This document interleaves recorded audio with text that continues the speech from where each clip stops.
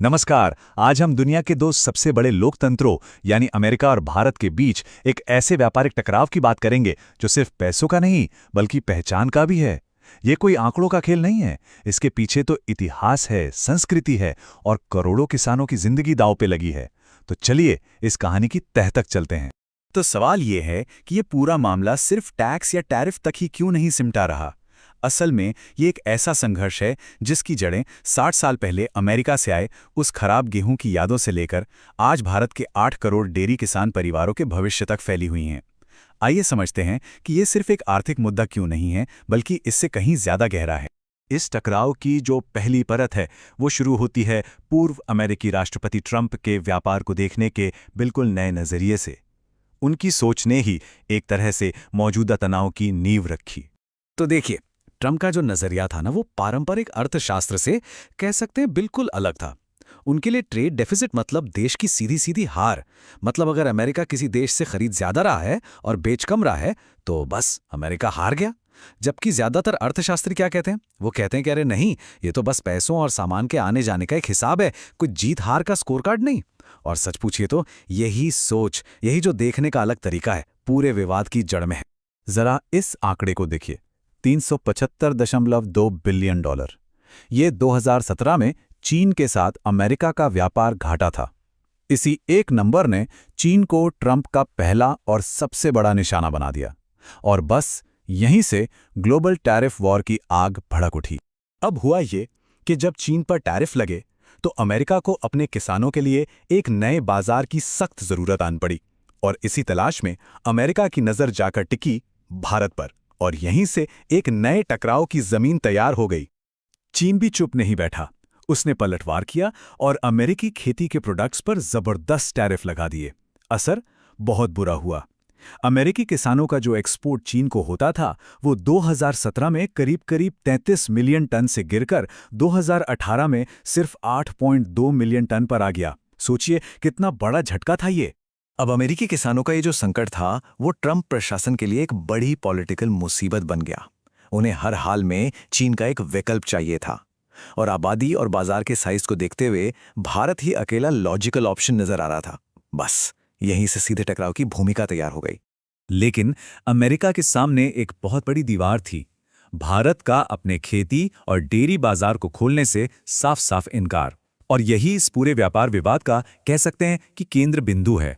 भारत के ना कहने के पीछे सिर्फ आर्थिक कारण नहीं है, इसके पीछे हैं ऐतिहासिक घाव, करोड़ों लोगों की रोजी रोटी और एक गहरी सांस्कृतिक पहचान। चलिए इन वजहों को एक एक करके थोड़ा और गहराई से समझते हैं। भारत के आज के पॉलिसी को समझने के लिए हमें इतिहास में थोड़ा पीछे चलना होगा। आज भारत जो डरता है वो डर असल में अतीत के एक बहुत ही दर्दनाक अनुभव से पैदा हुआ है, जिसे PL 480 समझौते के नाम से जाना जाता है। तो इस समझौते में हुआ क्या? अमेरिका ने भारत को जो गेहूं भेजा वो तो बहुत ही खराब क्वालिटी का था, लेकिन असली चोट तब लगी जब अमेरिका ने इसी खाने की मदद को भारत पर पॉलिटिकल प्रेशर डालने के लिए इस्तेमाल करना शुरू कर दिया, मतलब एक हथियार की तरह। और बस उसी अनुभव ने भारत के मन में विदेशी निर्भरता को लेकर एक ऐसा डर बिठा दिया जो आज तक गया नहीं है।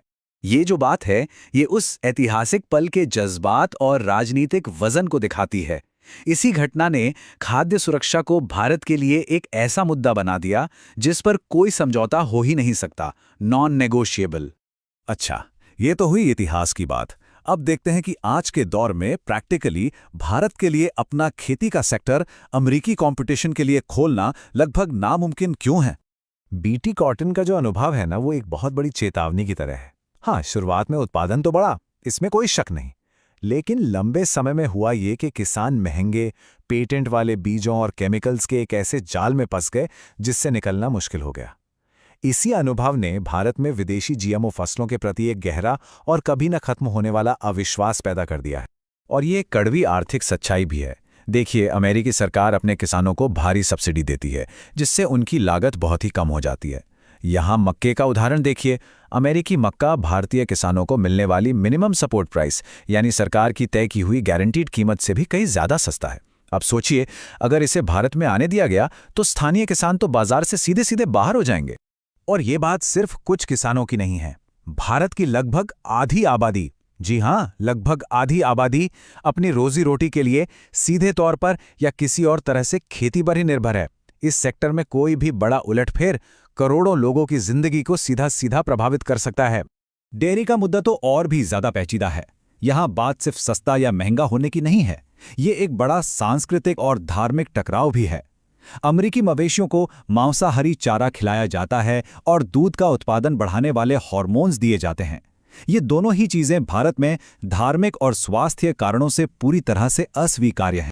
तो इन सभी ऐतिहासिक, आर्थिक और सांस्कृतिक कारणों की वजह से हम आज एक ऐसी स्थिति में हैं जिसे गतिरोध या डेडलॉक कहते हैं।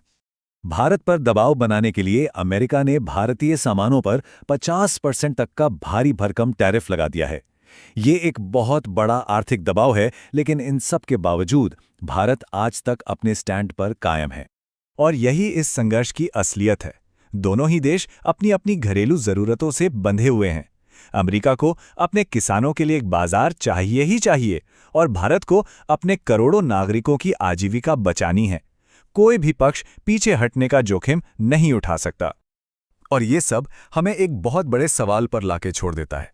आज जब पूरी दुनिया एक दूसरे से जुड़ी हुई है, जिसे हम ग्लोबलाइजेशन कहते हैं, तो क्या किसी देश के लिए अपने भोजन पर नियंत्रण रखना ही उसकी संप्रभुता का सबसे बड़ा प्रतीक है? ये एक ऐसा सवाल है जिसके बारे में सोचने की जरूरत है।